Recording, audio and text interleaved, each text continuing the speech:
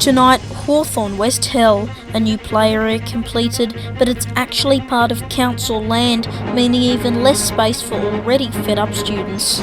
Also, fires in Gippsland reach an emergency level, with evacuations in the east continuing. We have the latest from inside the fire zone.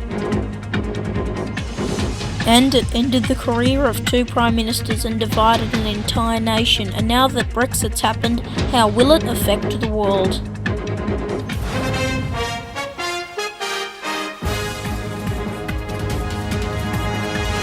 Good evening. The Hawthorn West Primary School renovation saga has taken another confusing turn, with the Boroondara Council reclaiming land, giving fed-up students even less space to run around in. This is what the playground used to look like before the renovations. Now, there was a cubby, sandpit and tanbark nearby. Now, it's unclear what the area is right now, but we can confirm that HWPS students can't use it, at least not during school hours. And that's because it's now part of council land, meaning it's available for public use, but obviously not during school hours. So right now, the only space students can use is the basketball court and a newly completed playground, which is for Year 3 students and above. We'll keep you informed with the latest on this story. Conditions have gotten worse in Gippsland, with the bushfire emergency continuing to take its toll on exhausted fire crews and residents. Temperatures reached 43 degrees in Orbost as evacuations continued across the coast, with sources telling 6 News that the parts of the Cape Conran coastal park this has just come in have actually been destroyed. BENEDICT Puglisi is live in the newsroom for us. Ben, what are you hearing? Good evening, Leah. Yes, we're getting reports right now that parts of the Cape Conran coastal park have been severely impacted by this monster of a fire.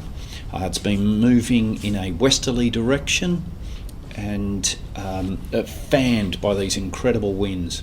At this stage, we have heard that there has been damage to the iconic Cape Conran coastal park, which involves quite a few cabins and the residents there in the office. We're not sure how far this has gone. There are reports that some of the building have been burnt to the stumps. Now, this is an iconic park that so many Victorians do visit. I'm sure you've been aware of that. How badly, we'll have to wait and see over the next few days. Right, thanks for that, Ben. Now, for viewers who have not actually been to this coastal park, basically it's a major tourist attraction in the area. Thousands stay there every year, and many at around this time of summer. So if these reports are true, it could mean big problems for the tourist industry in East Gippsland. Well, with cheers and jeers, the UK left the European Union at 11 p.m. local time on Friday, but only now is the world actually realising how many global trade agreements could be affected.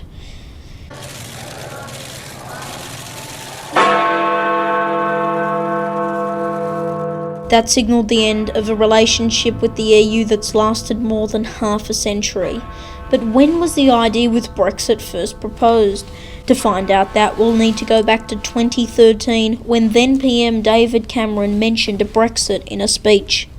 After a 52-48 vote in favour of Brexit 3 years later, Cameron immediately resigned, with Theresa May stepping up to the top job.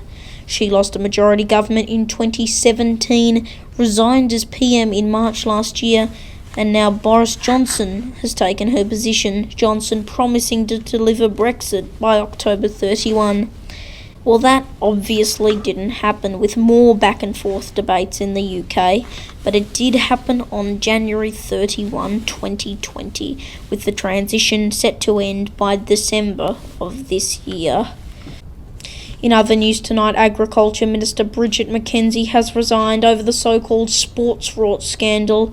The minister was under fire for giving sports grants to marginal electorates during her role as the sports minister, as well as her failure to declare her membership to a shooting club. Her replacement as Nationals deputy leader has not been announced.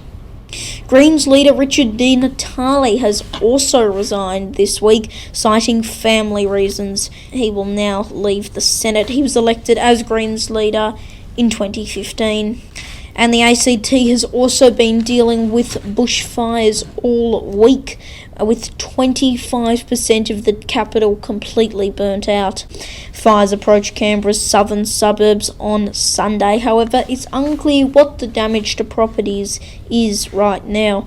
The smoke levels are also at a dangerously high level, with the January average air quality reading at an extraordinary 250. We've got the weather details coming up next. This 6 News weather report brought to you by Puglisi. It was a scorcher in Melbourne last week, 42 in most suburban suburbs on Friday, 43 in Orbost for Saturday, despite that cool change that came on the weekend. Now, with that cool change came lots of wind and some rain. Most of that, however, was through Western Victoria, not in Gippsland. Now, looking at the local forecast for Monday, Hawthorn will start the day with a temperature of 19 before moving to a top of 25 with some cloud in the area. Over in Richmond, similar conditions and a top of 26 and cloudy. On the satellite image now, Brisbane thunderstorms a top of 32, Sydney 25, Canberra 24, Hobart 23, Adelaide 26, Darwin 31, and in Perth a top of 32. So some warm weather ahead. That is 6 News for this Sunday evening. You can find all our top stories using the hashtag 6NewsRU. I'm Leonardo Puglisi. Thanks for your company. Good night.